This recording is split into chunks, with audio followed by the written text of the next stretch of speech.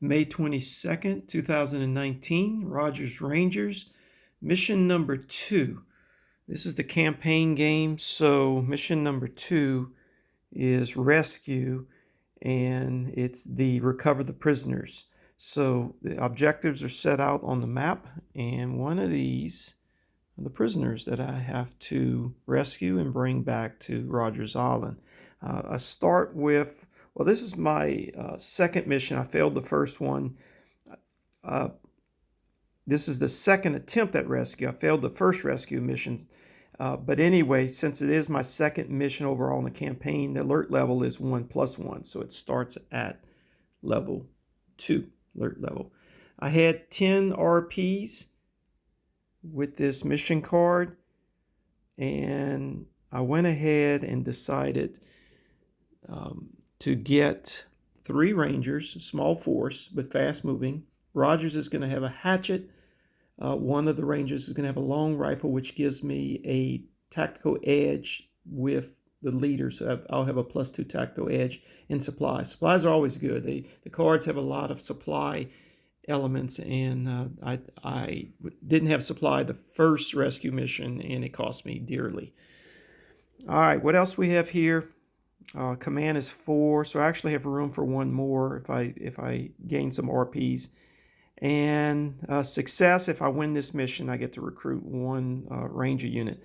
At the end of the first mission, I did gain either 1 RP or decide to flip 1 objective. And I think what I will do is I'm going to flip an objective because they're all over the place, these objectives. And I think what I'll do is, I think Fort Frontenac is going to be the one that's the furthest away. It's really hard to get to either, and I don't have a boat, and I have to go through this fort. And here's a fort, so I'm gonna flip this one. This is for winning the first one, and it says intel or info, so I'm not looking for that. So that's going to be removed.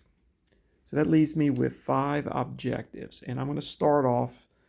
Here's my little operations or sequence of play card. So number 1, I'm leaving Rogers Island. I'm using this pawn to represent the 4, so I have to move them all. And so there's not going to be any scouting. I don't have any recruit points, so I'm just going to movement, and I can move 3. And I think what I'll do is I think I will go east, and I'm going to move 1, 2, 3 to end my movement. And I'm going to come after this guy here on my second turn, Fort Wentworth, and then decide what to do from there. So the next thing is an operations card. I start with 10 operations card, and I flip the first one, and it's a supply check. Well, there you go. Good thing I have a supply. And if I can focus on this, you may expend 1 supply unit to gain 1 op. If you do not expend a supply unit, then lose 1 op. Now, that's a hard decision. I like that op. It's going to give me a double bonus in a firefight. There's only 10 ops, 9. I'm going to go ahead and lose an op. I'm going to go ahead and take the next op. And what I like to do is flip it, not really look at it, put it under the deck. So really, I started with 2 ops spent. All right. And then after movement, combat, none. And there's no object to reveal. So I go to turn 2. No scouting, no recruiting, movement. I'm going to move right into here so I can reveal that on segment 5. And then number 2 is you pull an ops card. This game plays fast, as you're going to see. And it's the Courrier de Bois. And if I can focus in on here, raise the alert level by 1 and lose 1 op. Okay. Well, here's things are starting to get thick. So I'm now at an alert level of 3. And I'll lose the next one in line, flip it, put it over, and now I've expended 4 ops in only 2 turns, and that is not good. That means I should have 6 left here. All right, well, no combat. That's good, and I will reveal for phase 5, and lo and behold, it's the prisoners. How about that? I got it on the first one. So I'm going to go to turn 3. This is good luck for me because I'm down to maybe 6 ops left. So I'm going into turn 3, and there's no scouting, I'm going to go ahead and move 3 and take the intel, not the intel, but the prisoners with me that I've rescued by flipping. And it's going to be 1, 2, 3. I'm at fort number 4. And let's see if I end up fighting a battle. Flipping the ops card. Yep, French attack. Okay, so I need to do an alert check. And I'll have a dice tower here that I made. And I'll drop this in here. And it's a 1.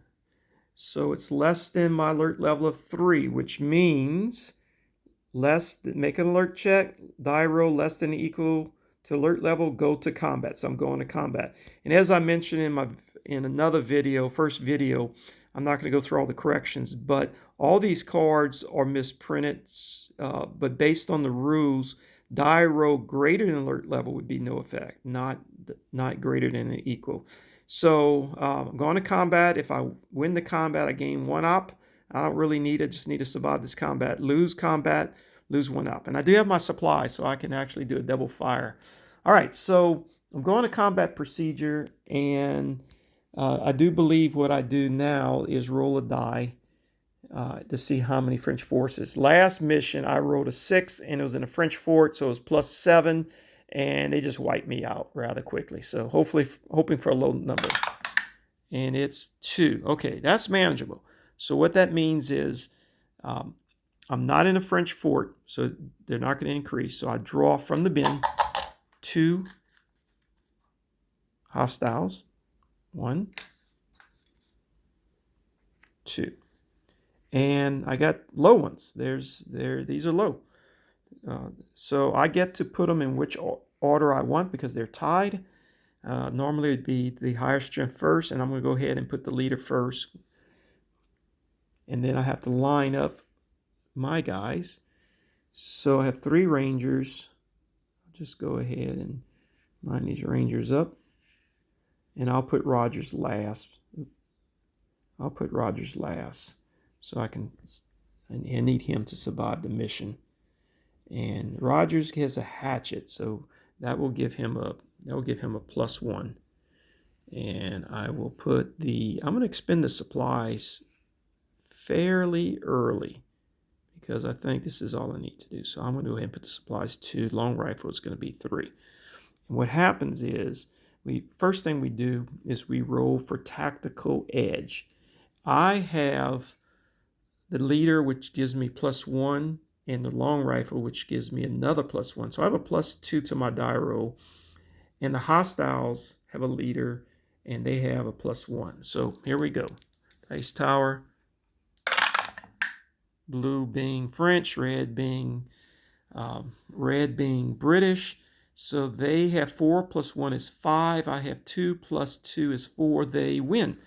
So the French are hostiles, have fire first. That's what that means. And we will roll. They need to roll a 1 or a 2. The leader rolls first. It's a 4. That's a failure. All right. Now I will move them to the side to show that the leader is expended. Now I get to fire. And my first unit fires. So it's a 3/3 ranger. I need a 1, 2, or 3. And then I can target any unit that I want. So I'm actually going to go after the militia since the leader already fired. And that way I get to fire through my whole line. It's a little trick of this game. Oh, and that won't count. It went on the floor. Try this again. And it's a 2. Good roll. So I have a hit. I'm going to hit this one.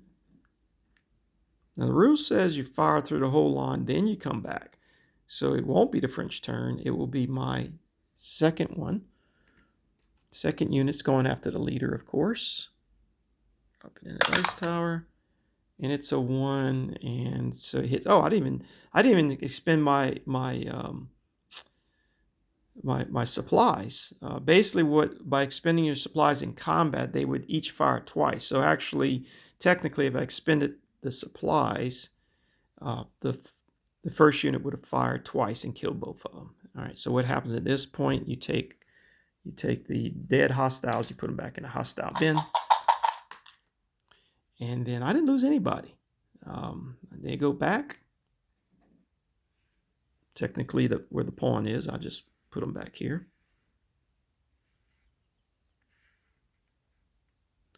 And that was the card. That was the French attack. And I won that, so I actually gain an op. So you go to the reserve deck here, and I put it under here. I won't need it because I am going home. So I actually should have about 7 ops now. And then what's next after combat segment is objective. So I don't have anything to reveal.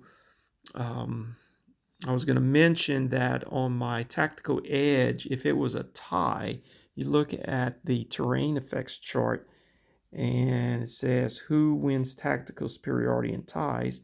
So you go British Fort, Rangers would. So on a tie, it would have been my advantage. But it wasn't a tie. It was not. All right, so now I'm going to move to the next phase, which I believe is turn 4, and there's no scouting. I'm going to move as fast as I can. 1, 2, back with the prisoners, and I've succeeded. And that's how quick this thing plays. I talked it out, and it's 11 minutes. All right, so what do I gain from this? Once again, because I won this, recruit 1 Ranger unit. Okay, so I'm going to get a +1 Ranger unit. Also, you look at your cards. Now, that was important to gain that extra op card. So I'm going to count these out here. I have 1, 2, 3, 4, 5, 6. You retain in a campaign game for your next mission, retain half. So I'll get +3 to my next mission.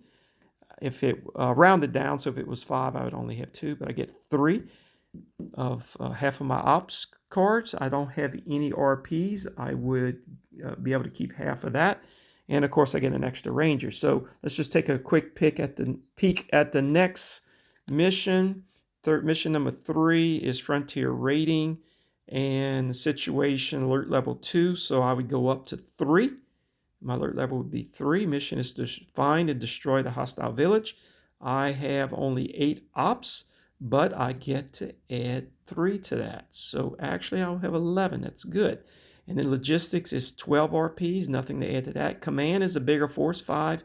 And if I win this for the final big campaign mission, I'd get to start with 1 op in addition to half of the remaining ops if I have any. Okay, that's it, folks. Thank you for watching.